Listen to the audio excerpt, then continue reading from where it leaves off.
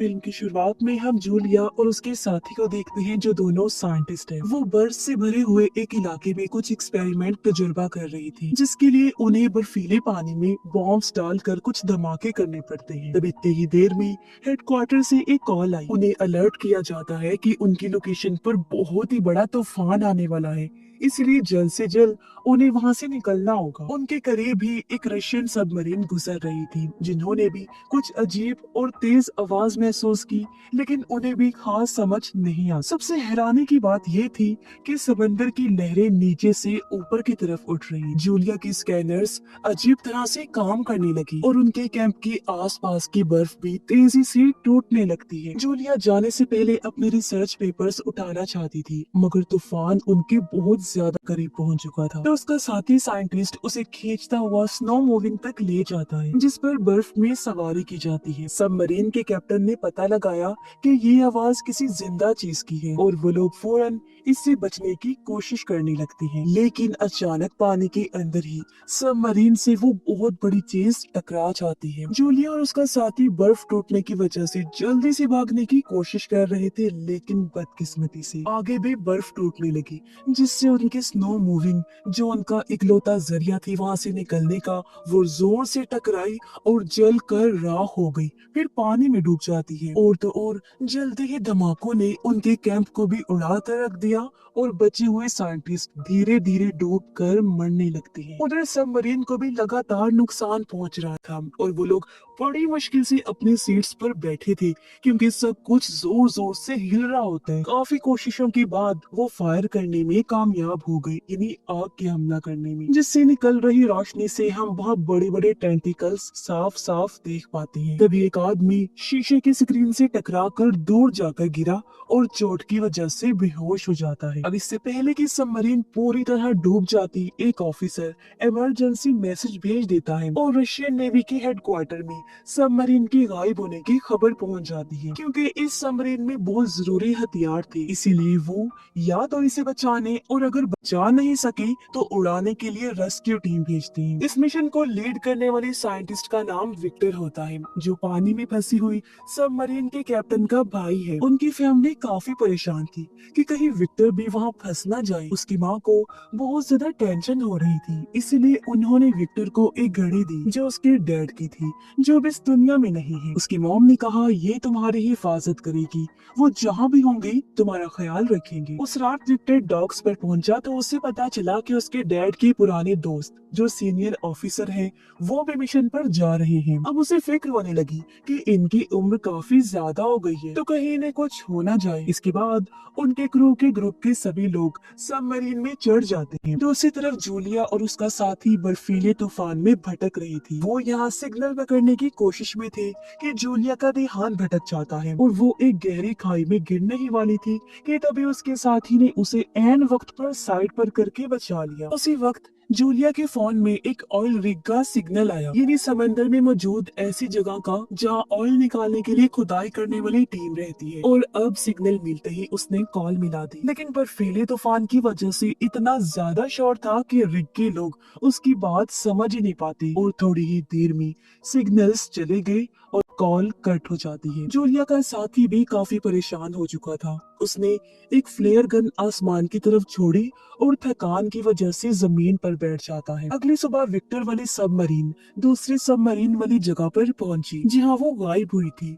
बहुत तैयारी के बाद वो लोग पानी में उतरते हैं। यहाँ क्रू नोटिस करता है कि सीनियर ऑफिसर विक्टर को एक प्राइवेट रूम में ले गए हैं, जहाँ कुछ सीनियर ऑफिसर्स पहले से ही मौजूद थे और उन्हें एक रिपोर्ट पढ़ने के लिए दी जाती है, जिसे पढ़कर सब लोग बहुत ज्यादा परेशान हो जाते हैं। जल्द ही पुरानी सबमरीन के गायब होने की अफवाहें हर तरफ फैलने लगती हैं। वहीं दूसरी तरफ जूलिया और उसके साथी को एक बुई बर्फ में फंसी हुई मिली। बुई दरअसल एक ऐसी डिवाइस है जो पानी में तैरते हुए आसपास के जहाजों को सिग्नल भेजती है। तब उनके अंदर एक उम्मीद जाग गई कि कोई तो उन्हें ढूंढने जरूर आएगा। इसके बाद वो इधर उधर भटकना बंद करके वहीं रुक जाते हैं। जब सबमरीन को बुई का सिग्नल मिला तो दोनों फौरन उसी तरफ बढ़ने लगते हैं और सबमरीन अचानक बहुत सारी व्हेल्स सबमरीन के चारों तरफ घूमने लगती है, मगर क्रू मेंबर्स भी बिना उन्हें चोट पहुंचाए नीचे जाने की कोशिश करने लगे। एक व्हेल गलती से स्क्रू हेड से टकरा गई,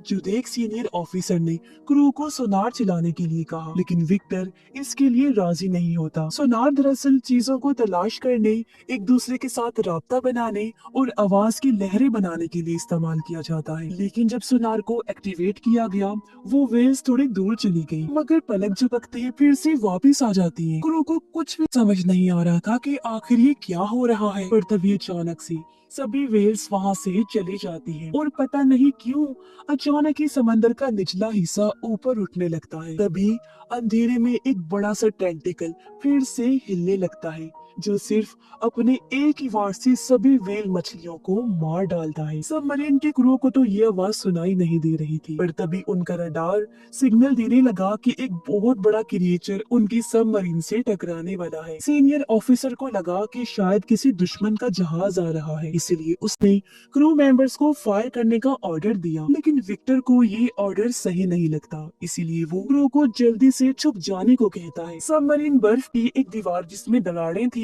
उसके अंदर चली जाती है। जब भी सबमरीन बर्फ से टकराती तो हिलने लगती और रडार की आवाज भी और तेज होती जा रही थी, जिससे हेडफोन्स लगाए हुए लोगों के कान दर्द करने लगते हैं। जैसे ही वो अजीब दुश्मन उनका पीछा करता है, क्रू को सबमरीन रोकनी पड़ी, क्योंकि एक दीवार ने उनका रास्ता रोक लिया होता है। लेकिन खुशी की बात ये थी कि उनका पीछा करने वाला वो अनजान दुश्मन तब तक जा चुका था। जब क्रू सबमरीन के डैमेज का अंदाजा लगा रही थी, तो सीनियर ऑफिसर विक्टर को डांटता है कि उसने बिना सोचे समझे रिस्क लिया। अब उनके पास कोई ऑप्शन नहीं बचता, इसीलिए उन्हें सबमरीन को ठीक करने के लिए पानी के ऊपर आना होगा। वही जूलिया और उसका साथी एक दूसरे के साथ लगकर पत्थरों के नीचे लेटे हुए थे, ताकि उन्हें सर्दी कम लगे। अचानक बर्फ टूटने की आवाज सुनाई दी और सबमरीन पानी से बाहर निकल आती है। सबमरीन में से लोग फौरन इन दोनों को देखकर इनके पास आ गए। क्रू मेंबर्स उनसे मिलकर अच्छे से उनकी बात सुनते हैं।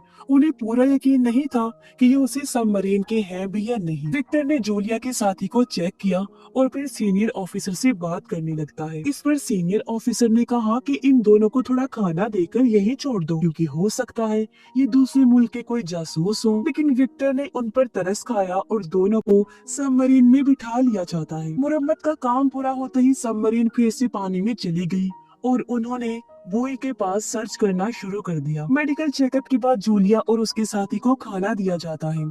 फिर विक्टर ने उन्हें नक्शा दिखाकर उनके कैंप की लोकेशन पूछी और साथ ही ये भी पूछा कि क्या उन्होंने कुछ अजीब देखा था। जूलिया बताती है कि हमने बड़े बड़े धमाके देखे थे। ये सुन विक्टर को लगता है कि शायद वो धमाके ही उसके भाई की सबमरीन डूबने की वजह हो सकते हैं। सारा क्रू आगे का प्लान करने लगा कि अब उन्हें क्या करना चाहिए। तब सीनियर ऑफिसर कहता है कि हमें वापस चलना चाहिए, क्योंकि थोड़ी देर पहले रडार में जो भी चीज थी वो खतरा वापस आ सकता है, यानी कि वो दुश्मन। अगर हम पर फिर से अटैक हुआ तो इमरजेंसी सिग्नल भेजना तक मुश्किल हो जाएगा। लेकिन विक्टर अपने भाई को ढूंढने के लिए बेचैन था और ऑर्डर देता है कि सबमरीन जूलिया के कैंप की तरफ ले चलो। तब सीनियर ऑफिसर विक्टर को दूर ले जाकर खतरे के बारे में अलर्ट करता है और कहने लगा कि ये दूसरी बार है जब तुमने गलत फैसला लिया है। अगर एक और बार ऐसा हुआ तो सब कुछ खत्म हो जाएगा। विक्टर अपने एक साथी को समझाता है कि हमें जल्दी करनी होगी, क्योंकि अगर दूसरी सबमरीन में कोई जिंदा हुआ तो उसके पास ऑक्सीजन कम ही बची होगी और हमें जल्दी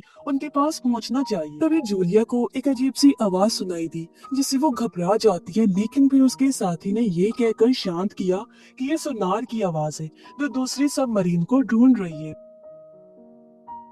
खोज कुछ देर तक चलती रही, लेकिन फिर रडार दिखाता है कि वो अजीब दुश्मन फिर से उनका पीछा कर रहा है। विक्टर क्रू से कहता है कि पहले की तरह छुपने की जगह ढूंढो, लेकिन इस बार उनके आसपास कोई इस तरह की जगह नहीं थी। लेकिन तभी पास में एक ऑयल रिग मौजूद होता है, तो विक्टर ने सोचा कि वहाँ पर छुपने की जगह मिल सकती है। जब सबमरीन पानी की सतह पर आने के लिए तैयार हो रही थी, तब ऑयल रिग के सभी वर्कर्स समंदर से उठ रहे बड़े बड़े टेंटिकल्स को देखते हैं, जिन्हें देख उनकी होश उड़ गई। खतरे को भांपते हुए उन्होंने फौरन अलार्म बजा दिया और अब देखते ही देखते टेंटिकल्स रिक पर अटैक करना शुरू कर देते हैं, जिससे सारी बिल्डिंग गिरने लगती है। कई जगह तो बड़े बड़े धमाके भी होने लगे। बहुत से वर्कर्स ने घबरा कर भागने की कोशिश, लेकिन उनके पास कहीं जाने की जगह ही नहीं, क्योंकि पूरा का पूरा स्ट्रक्चर ही टूट रहा था। जैसे ही सबमरीन का रास्ता रिक से टूटता है तो विक्टर पेरिस्कोप की मदद से ये देखने की कोशिश करने लगा कि आखिर चल क्या रहा है। जब उसने बड़े बड़े टेंटिकल्स को रिक को तबाह करते हुए देखा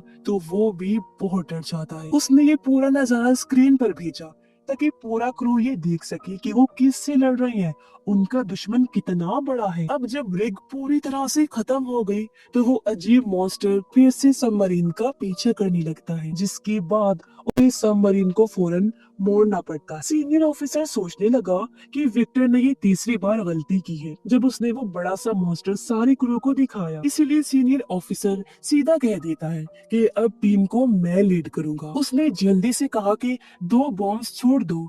ऐसा ही किया गया, जो दोनों बॉम्ब्स सीधे टारगेट पर जा लगे। इस पर सीनियर ऑफिसर को लगा कि दुश्मन मर चुका है और वो कहता है कि देखो ऐसे होता है काम। लेकिन तभी उसके चेहरे के रंग उड़ गए जब एक ऑफिसर कहता है कि दुश्मन अभी भी जिंदा है, जो अब और गुस्से में आगे बढ़ रहा है। अब एक और बॉम्ब छोड़ा गया जिससे एक बार फिर धमाका हुआ, जो हालांकि टारगेट को फिर से लगता है, लेकिन ये भी उस बड़े से मॉन्स्टर को मारने के लिए काफी नहीं था। मॉन्स्टर सबमरीन का पीछा करता रहता है और सीनियर ऑफिसर डर की वजह से कुछ नहीं कर पाता। तब विक्टर ने फिर से टीम को लीड करना शुरू कर दिया और कहा कि जितना हो सके सबमरीन को तेज भगाओ। वो लोग उस मॉन्स्टर के ज्यादातर अटैक से बच गए, लेकिन एक टेंटिकल सबमरीन को जोर से टकरा गया, जिससे सबमरीन को काफी नुकसान पहुंचा। जैसे वहाँ पर काम कर रहे लोगों को भी बहुत चोटें आई। विक्टर का भी सर टकरा गया और उसे चक्कर आने लगते हैं। कुछ कंप्यूटर्स में शॉर्ट सर्किट हो गई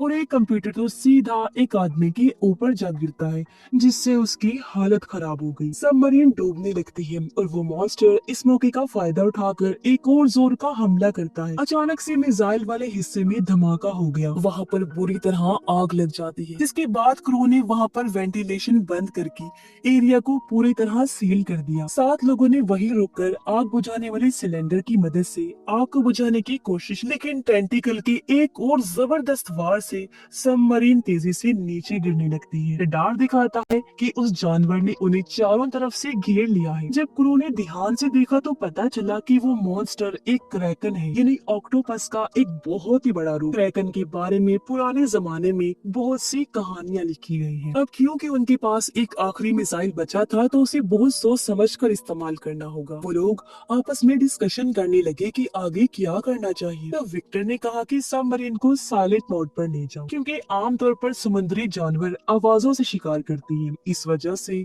मिसाइल वाले रूम में वर्कर्स को आग बुझाने वाले काम को रोकने का हुक्म दिया जाता है, जिससे वहाँ पर कार्बन डाइऑक्साइड और कार्बन मोनोऑक्साइड का लेवल बढ़ने लगता है। क्रैकन की आवाज एक ऑफिसर की कानों में बुरी तरह चुभ रही थी और मिसाइल वाले कमरे में मौजूद लोग सोचने लगते हैं कि क्या हम ऐसे ही मर जाएंगे।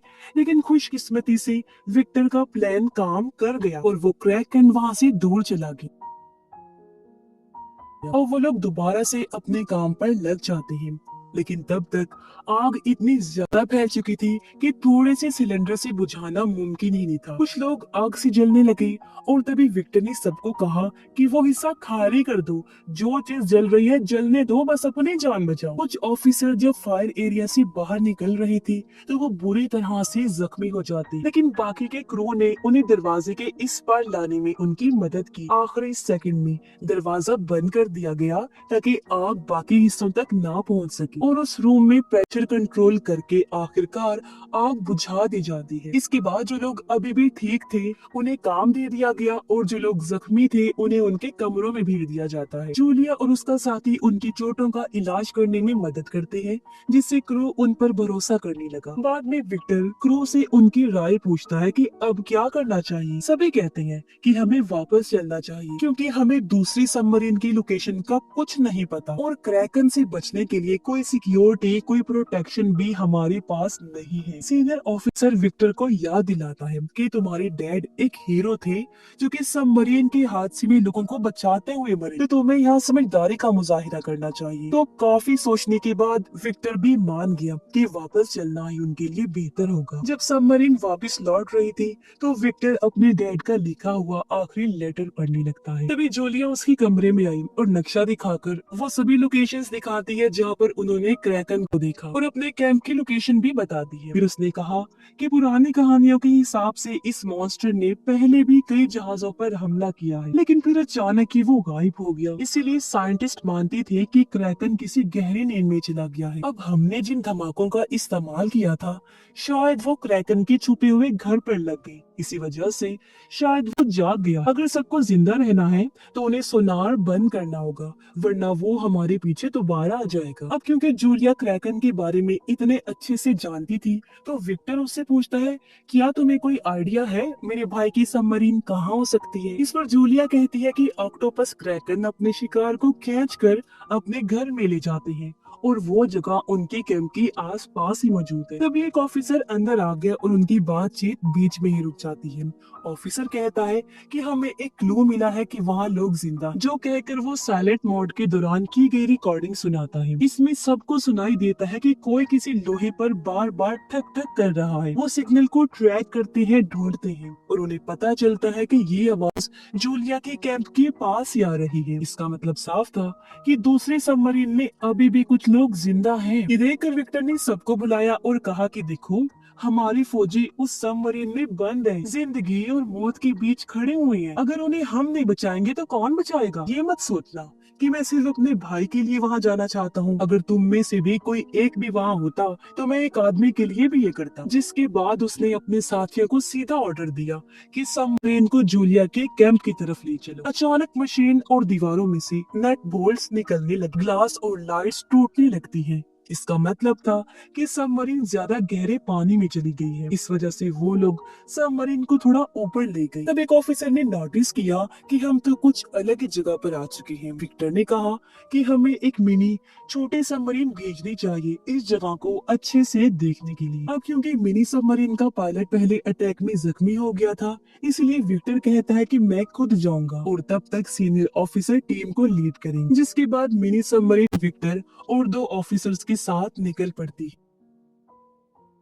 जैसे जैसे वो गहरे पानी में जा रहे थे, प्रेशर की वजह से सबमरीन की लोहे वाली चीजों से अजीब अजीब आवाजें सुनाई देने लगी। इतनी गहराई में वो पहली बार जा रही थी। प्रेशर जल्दी ही सबमरीन के ऊपर असर डालने लगा, इसलिए अगर उन्हें जल्दी ही कुछ नहीं मिला तो उन्हें वापस जाना पड़ेगा। तभी उन्हें कहीं से आवाज सुनाई दी और जब वो उस जगह पर गई तो पता चला कि वहाँ हजारों डूबे हुए जहाज है। इसका मतलब है कि जूलिया की थियरी और कहानियां बिल्कुल सच, यानी क्रैकन पहले भी कई जहाजों पर हमला करके उनको अपना शिकार बना चुका है। अब आखिरकार उन्हें दूसरी सबमरीन मिल जाती है और वो उसके डैमेज को चेक करते हैं कि कहाँ कहाँ नुकसान हुआ है। उन्होंने देखा कि उसका अगला हिस्सा अभी भी बिल्कुल ठीक है, जिसका मतलब है कि कुछ लोग वहाँ छुपे हो सकते हैं। उन्होंने इस मिनी सबमरीन को पुरानी सबमरीन से जोड़ने की कोशिश की, लेकिन जाहिर है इतने प्रेशर में ये कर पाना बहुत मुश्किल था। मगर आखिरकार काफी कोशिशों के बाद उन्होंने कनेक्शन बना ही लिया। विक्टर ने डाइविंग सूट पहना जो तैरते हुए पहनती है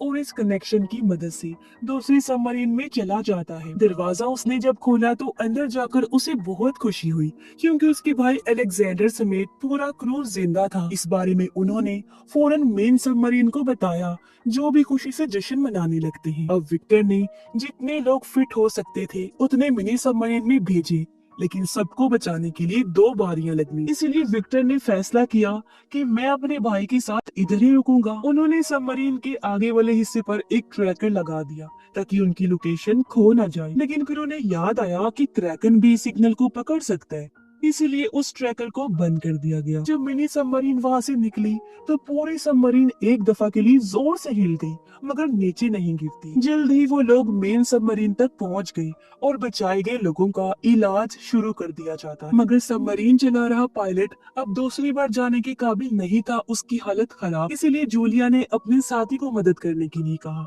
क्योंकि वो पहले भी सबमरीन में काम कर चुका था, इसीलिए मान जाता है। जब मिनी सबमरीन वहाँ से निकली तब सीनियर ऑफिसर रडार में देखता है कि क्रैकन फिर से हिलना शुरू हो गया है। दूसरी तरफ विक्टर और अलेक्जेंडर उन खतरनाक हथियारों को ढूंढने गए जो उनके सीनियर्स ने मांगे थे। वो तबाह हुए एरिया में जाके तिजोरी से कोड निकालते हैं, लेकिन जब उन्होंने कंप्यूटर में कोड डालने की कोशिश की तो सिस्टम ने काम ही नहीं किया। लेकिन विक्टर हार मानने वालों में से नहीं था और कई सारे बटन्स एक साथ दबाने के बाद आखिर कंप्यूटर ऑन हो जाता है। उन्होंने देखा कि ये हथियार अभी भी काम कर रहे हैं।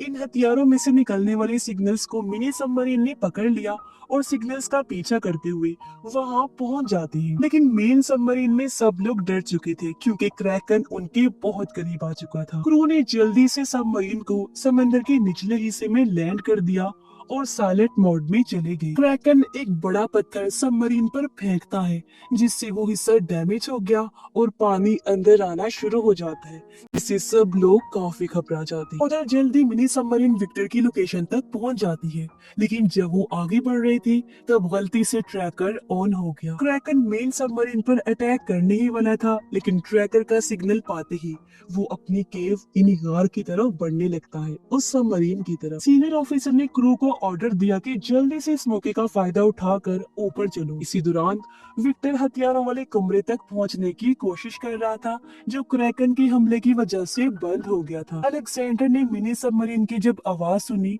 तो अपने क्रू को जाने के लिए कहा, जबकि वो खुद अपने भाई विक्टर का इंतजार करने लगता है। आखिरकार विक्टर हथियारों वाले कमरे में पहुंच गया और उसने मिसाइल के अंदर कोड डालना शुरू कर दिए, जबकि अलेक्जेंडर कंप्यूटर में कोड डाल रहा था। हथियार लोड होने में थोड़ा टाइम लग रहा था। इसी दौरान क्रैकन ने उन्हें ढूंढ लिया। वो लोग भी उसके हमले के लिए दिमागी तौर पर तैयार थे। जब उसके टेंटिकल्स सबमरीन की चारों तरफ घूम रहे थे, दोनों भाई आपस में बात करते हैं और अपनी पुरानी लड़ाइयों के लिए एक दूसरे से माफी मांगते हैं। क्रैकन ने एक झटके में सबमरीन का आधा हिस्सा तोड़ दिया, लेकिन वो हिस्सा तो पहले ही खाली था। क्रैकन दोबारा अटैक करने वाला था, तब दोनों भाइयों ने एक साथ बटन दबा दिए ताकि हथियार फायर हो सके। अब पानी सबमरीन में घुसने लगा था, इसलिए विक्टर जल्दी से पाइप के जरिए वापस अलेक्जेंडर के पास आ जाता है। अब वो हथियार जल्दी खुद ब खुद फटने वाले थे, तो दोनों भाई तेजी से निकलने की कोशिश करते हैं। सबमरीन अब डूब रही थी और जोरदार लहरों की वजह से कॉरिडोर में पानी आ रहा था, जिस वजह से दोनों भाई अलग हो गए। विक्टर अलेक्जेंडर को ढूंढता हुआ उसका हाथ पानी से बाहर निकलते हुए देख लेता है। तब उसने फौरन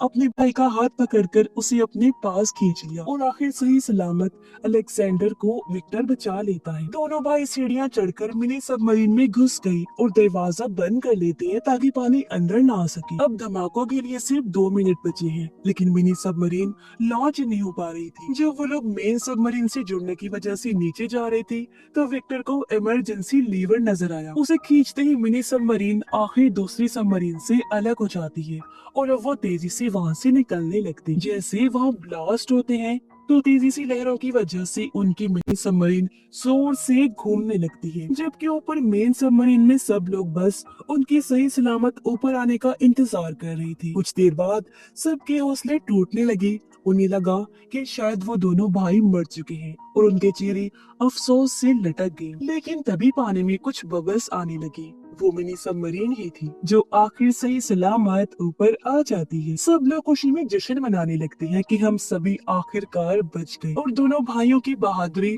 और विक्टर ने जैसे क्रू को लीड किया उसकी तारीफ करती है। दोनों की माँ भी उनका इंतजार कर रही थी और जब उन्होंने देखा कि मेरे दोनों बेटे ही सही सलामत वापस लौट आए हैं तो उनकी जान में जान आई। माँ बेटे एक दूसरे से मिलकर बहुत खुश होते हैं और इसी के साथ ही ये कहानी भी इधर ही खत्म हो जाती है।